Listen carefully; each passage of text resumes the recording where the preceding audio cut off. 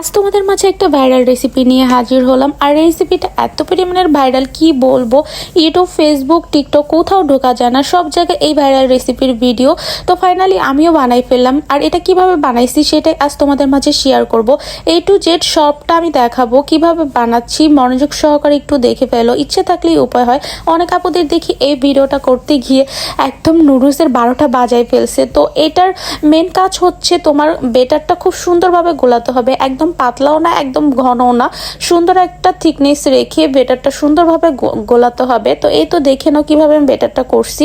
এখানে আমি ময়দা আর আটা মিক্স করছি। এখন অনেকে বলতে পারো ময়দা আর আটা কি মিক্স করতে হবে? না ভাই, তুমি চাইলে আটা দিয়েও বানাতে পারো, তুমি চাইলে ময়দা দিয়েও বানাতে পারো। আমি জাস্ট দুইটাই মিক্স করে দিয়েছি, সাথে স্বাদ অনুযায়ী লবণ দিয়েছি। এখানে সব কিছু একদম সুন্দরভাবে কেটে আমি রেডি করে নিয়েছি। আর এই রেসিপিটা বানানোর জন্য লাগবে একটা বোতল, আর বোতলের মুখটা এরকম ছিদ্র করে নিতে হবে।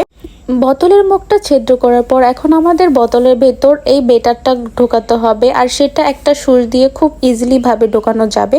নিচে দেখো কি সুন্দরভাবে ইজিলি ভাবে ঢুকে যাচ্ছে, কোনো ঝামেলা ছাড়াই। এখন আমার বেটারটা খুব সুন্দরভাবে বোতলে ঢুকানো হয়ে গেছে।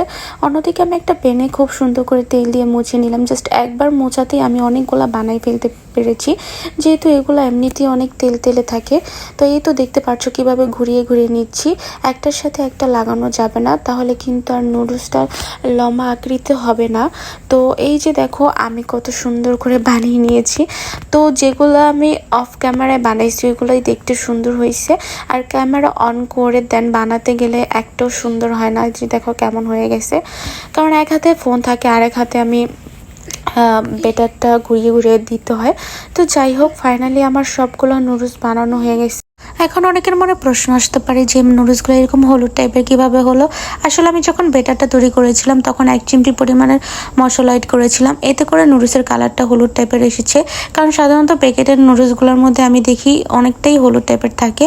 তো এখন আমি এইদিকে কিছু পরিমাণে তেল দিয়েছি, তারপর মাংসগুলো খুব সুন্দর করে ভেজে নিব।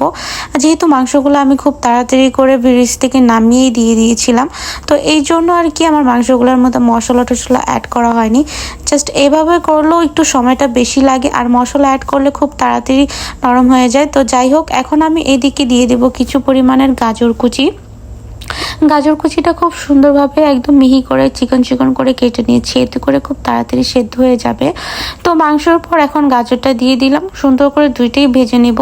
তারপর আমি এখানে অ্যাড করব কিছুটা পরিমাণের পেঁয়াজ কুচি। এখন আমি এখানে দিয়ে দিব কিছু পরিমাণের মরিচ কুচি, এটা যার যার স্বাদ অনুযায়ী, চাইলে বেশিও দিতে পারো কমও দিতে পারো। এখন আমি কিছু পরিমাণে সসেস অ্যাড করে দিলাম, সসেসগুলোও ভেজে নেব পেঁয়াজ মরিচের সাথে।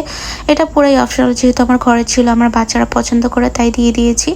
আর এই তো এখানে আমি টমেটো সস অ্যাড করে দিয়েছি, তারপর ম্যায়োনিজ আর 2টা ডিম দিয়ে দিব, সাথে ম্যাজিক মশলা নয়তো বা নুডলসের মশলা থাকলে সেটাও দিতে পারো। এই তো খুব সুন্দর করে এইগুলো নাড়াচাড়া করে এখন কিউব করে কিছু পরিমাণে টমেটো অ্যাড করে দিব। যেহেতু আমার ঘরে টমেটো ছিল আমি একদমই ভুলে গিয়েছি, সেই জন্য ফার্স্টে তোমাদের দেখাইনি। এখন আমি একে একে নুডলসগুলো দিয়ে দিব, আর স্বাদ অনুযায়ী তো লবণ দিতেই হবে। তো এই তো দেখতেই পারছো নুডলসগুলো কত সুন্দর হয়েছে। এখন খুব সুন্দর করে মিক্স করে নেব। এই রেসিপিটা এত পরিমাণের মজা কি বলবো রে ভাই, তোমরাও বাসায় ট্রাই করে দেখো। আমি জাস্ট এটার প্রেমে পড়ে গেছি। এখন থেকে তো চিন্তা করেছি আর প্যাকেটের নুডলস কিনে আনবো না, এভাবে বানাই খেয়ে ফেলবো।